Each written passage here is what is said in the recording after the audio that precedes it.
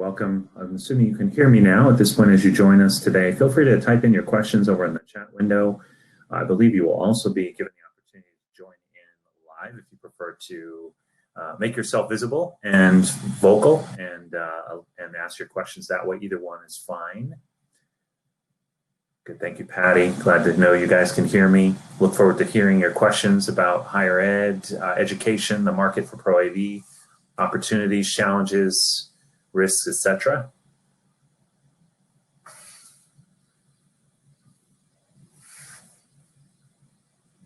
And anyone who wants to join me up here on this virtual stage is welcome. Certainly makes it a little bit more interesting and interactive if we actually have some conversation going.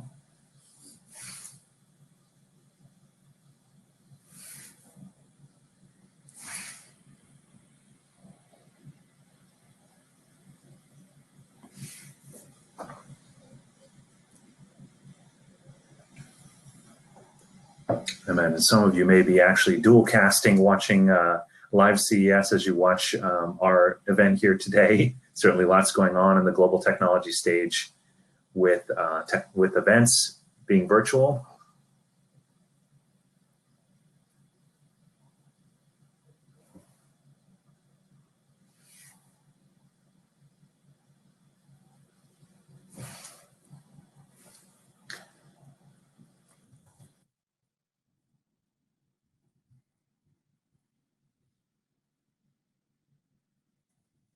All right, Patty's helping us out. Thank you for that, Patty, getting some questions rolling.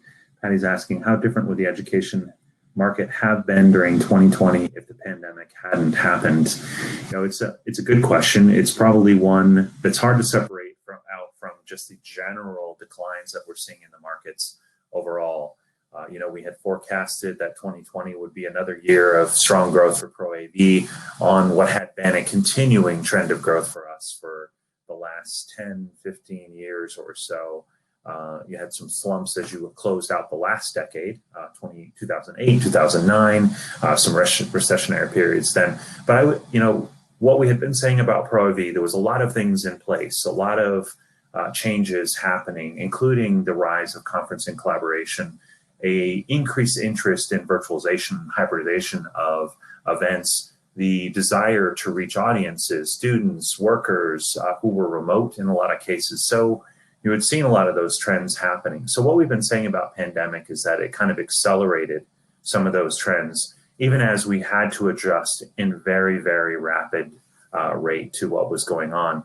And so, of course, education, like every other market, saw declines in Pro AV spending.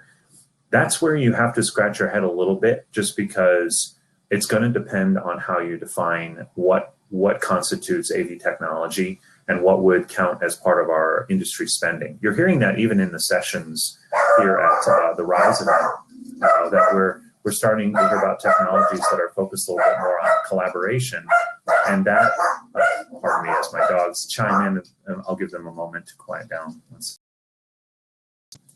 Yeah, so we were hearing about, we're seeing a lot of investments in software, services, etc., things like Teams or other software platforms that allow us to engage in classrooms remotely.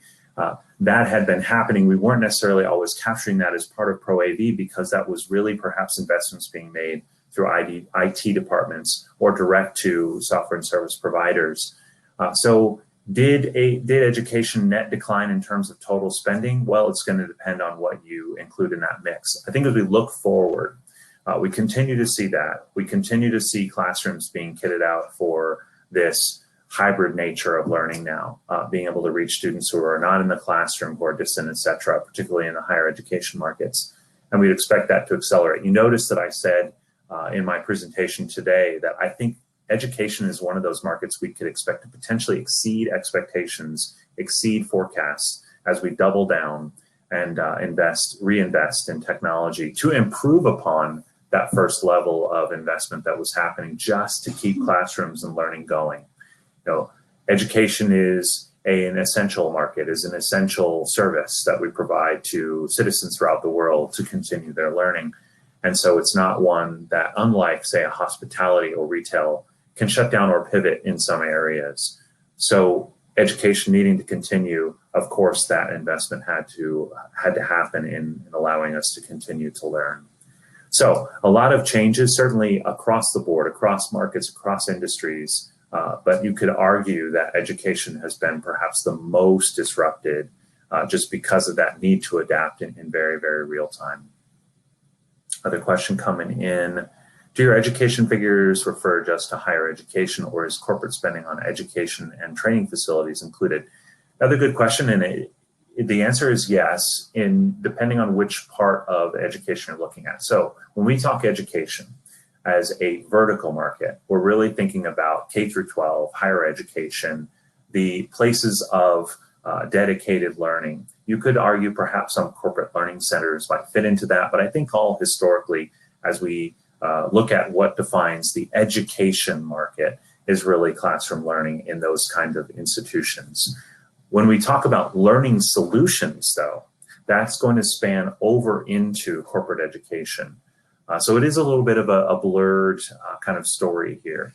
Education as a market, K through 12, higher educational institutions, and that specific part of the economy, the vertical markets that make up that economy. So that's really what our numbers focus on that I presented today, is that area of spending, those markets for technology.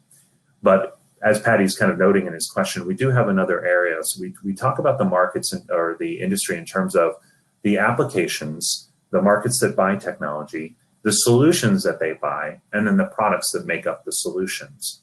So in the solution definitions, we have a solution area we call learning, and that is where you're seeing investments in corporate learning solution systems to be able to continue to train. At AVIXA, we do certification education classes. A lot of that technology is what we're talking about there for a learning solution. We do have numbers on that. Be happy to, if you want to ping me after this, I'd be happy to provide some of that insight to you. Feel free to email me at swargo@avixa.org for that information. Question from Jenny, thank you. Does AVIXA have any data to separate higher education spending trends versus compulsory education through the pandemic or K through 12 types of institutions? We don't specifically break it out in our research, but we do kind of get insights from our communities about kind of different trends that are going on. We'll share that out in some of our individual reports. But as far as specific data, we don't measure down to that level. That's some stuff that if you want some additional reflection on, we do cover that in some of the research that we cover quarter to quarter in our macroeconomics series and other reports. Some of our market opportunity analysis reports will go into some of those differences more specifically. We did a study in 2018, so it's getting a little bit older now, that focused in on particularly the higher education buying market and what that looks like, what needs that are there pre-pandemic. Some of the trends you'll find, as we kind of talked about today, were in place and held and are being amplified by pandemic. I need to support remote learning, etc. But not specific separation in terms of measurement of the size of those markets in our data. Mike chimed in. Hello, Mike. Good to see you on our chats. What do you think the main differences between the U.S.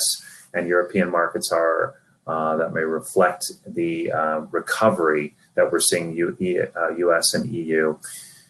So a lot of what we've been talking about macroeconomically in terms of what's happening in pro-AV, spending, etc., a lot of our back-end modeling, etc., is heavily dependent on GDP. And what we've been monitoring through time is very big differences between GDP, gross domestic product growth in US, North America, LATAM even, China, Europe, etc. Those set the stage for what we would forecast out for pro-AV spending. So you're seeing some of that come to play in our higher education or education types of forecasts as well, where US was expected to even originally be a little less impacted by pandemic than Europe was in terms of the pullback, partially because you had other counterpoints or trends, negative headwinds like Brexit and the uncertainty around it, some more localized economic challenges in parts of Europe. So I think the challenge is really talking about Europe as a whole now has become more difficult because there's so much difference in the way in which the individual markets were responding to pandemic, their gross domestic product kind of background, other economic factors. So if you look deeper in our research, you'll see that there are some parts of Europe where recovery, spending on higher education, education in general, has been more robust. And so I would look to that as kind of indicators around how this might be a different story as we go country to country, economy by economy, as we go forward. Some having more ability to reinvest in technologies to support the new modes of learning. All of that kind of stuff is playing itself out. Look forward to some more stuff as we kind of take another look at 2020, how the differences are playing out globally, regionally, etc. in our macroeconomic series that membership of AVIXA actually gets as part of that their membership. We have a report series called Meta. Our Q1 Meta in particular is going to be looking at some of these market differences, vertical market differences, and how parts of the world are recovering at different rates. So stay tuned for more information on that. I welcome some other questions. We still got some more time as we meet today.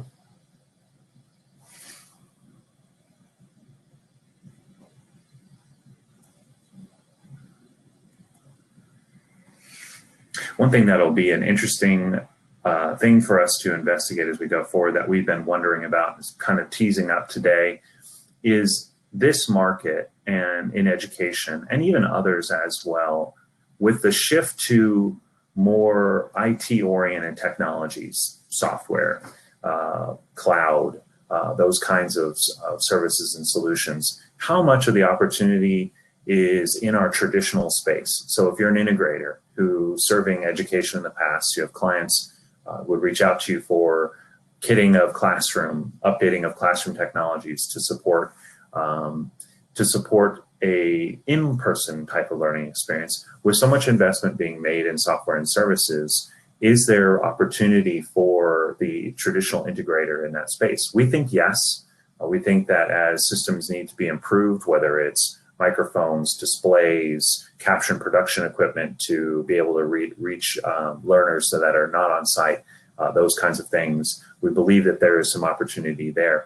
We're curious to see how much the opportunity around Zoom or Teams or other more software-based platforms also converts into our space for traditional AV integrators to see how that plays out. So that's something that to watch as we kind of adjust to what is new normal, new definitions for what constitutes even AV systems, how much those are hybrid in nature, a bit IT, a bit AV, security, surveillance. There's a whole bunch of different ingredients that, while in the past we had separated them out, how much those are now kind of combining together will be interesting.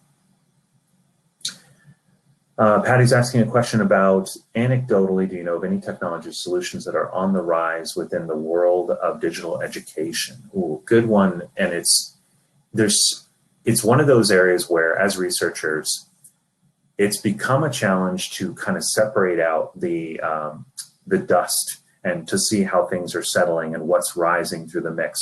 Before the pandemic, at shows like ISE and at Infocom in the US, we were watching solutions that were meant to support professors, teachers, educators in kind of a flagship kind of environment. So think of it as almost control room for an educator that expands upon what this kind of experience, where they're sitting in front of a monitor, they may have a USB camera, they may be wearing a headset, they may have a desktop microphone, USB microphone. There had been solutions from companies like Wargo and others to provide an environment where you have multiple monitors, the ability to kind of interact with the class in a much more engaging way, put up flash polls. So we're seeing the fringes of the kind of learning platforms that might have been possible on solutions like Blackboard taken to the next level. So you can imagine, as universities in particular, higher education institutions try to improve upon this kind of hybrid learning experience or an online learning experience, you can imagine there will be more spaces inside education where a professor can go in, they'll log their time in the classroom and actually have a better and more interactive way of conducting a digital classroom. I would say that's kind of the stuff that we had seen already, but that is now going to be receiving renewed attention, so that perhaps the space in a campus, a higher education campus, gets used in different ways. We saw a picture in my presentation today of those collaborative learning spaces. That's part of it, but also perhaps a reimagining of a classroom, knowing that not in all cases it's necessary for a classroom to gather in person.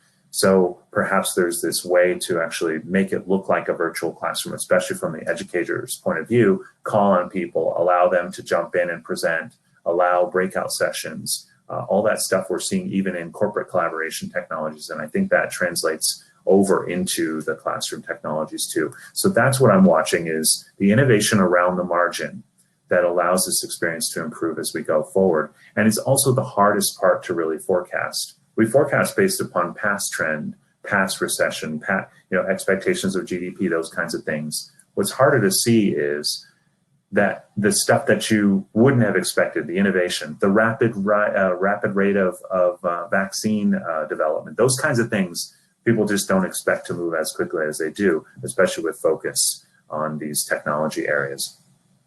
I see some additional comments coming in. Let's see, Michael. How Microsoft has changed their 2020 rollout plan due to the pandemic. Any feedback on the rest of the collab market doing the same? So we're just commenting on that and just how this experiment in real time or beta test in real time for solutions for collaboration, virtualization of events, all those kinds of things are starting to push the fringes of this technology and improve upon, because of necessity, to improve upon what the experience was. So I think we're seeing that, and we would expect that to go even further. So one area is an example. We think about presentations and the way online systems, virtual events were conducted in the past. It was much more one way. There was WebEx, there was On24, there was many platforms for just doing a one-way presentation out to an audience versus a more collaborative type of discussion. So I've noted even in Teams, Zoom, etc., the ability now and improvements around that kind of interactive mode, seeing the group kind of laid out in front of you and being able to interact with them. This is perhaps a more one-way kind of example that we're living right now. But the technologies in the back end are a lot more interactive and inclusive than they used to be. I think we can all see that. And as we've gone through the last 9 to 10 months, we're seeing these platforms adopt, learn from each other, and improve upon that experience.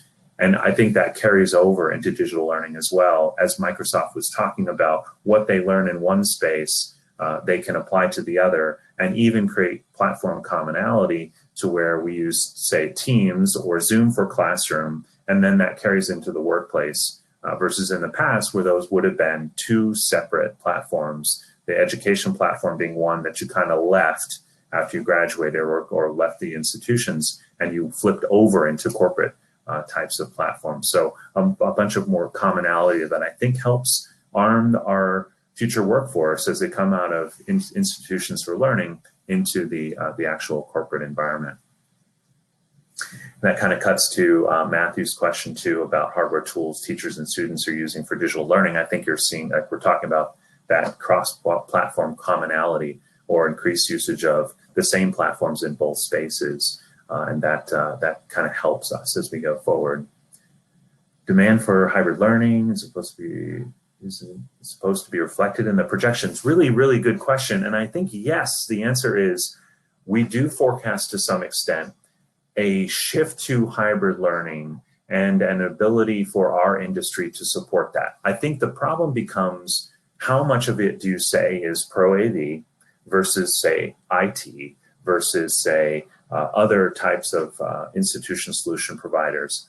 I think what we at AVIXA have tried to do over time is draw a larger and larger circle around technologies that we would consider, say, touching on or being related to or impacted and including AV in their total set. So as an example, when we first started including media servers in our forecast, that was a bit of a head scratcher for some who said, well, I don't really sell servers per se, but as we talk to marketplace, we're learning more and more that server technology is included in solutions that may have been more in-person in nature because you had content in the back end that had to be captured, stored, optimized, and then distributed out. So I think the answer is yes, we try to include some of that, but what I'm postulating for you today is that there's a lot more upside potential here and a lot more investment that's being made in technologies that today we're not fully including in the mix, that innovative solution providers, integrators, installers, etc., are noting are becoming a part of the demand structure for markets like education. And so our very market, our very solution providers are having to shift and have been through the last 10 months to new technologies, build new capabilities. So as we go forward, we as a forecasting agency are going to have to get better about how we measure, how we include that hybrid learning technology in our forecast, because I believe today that we're underrepresenting it because of the way in which that investment's being made.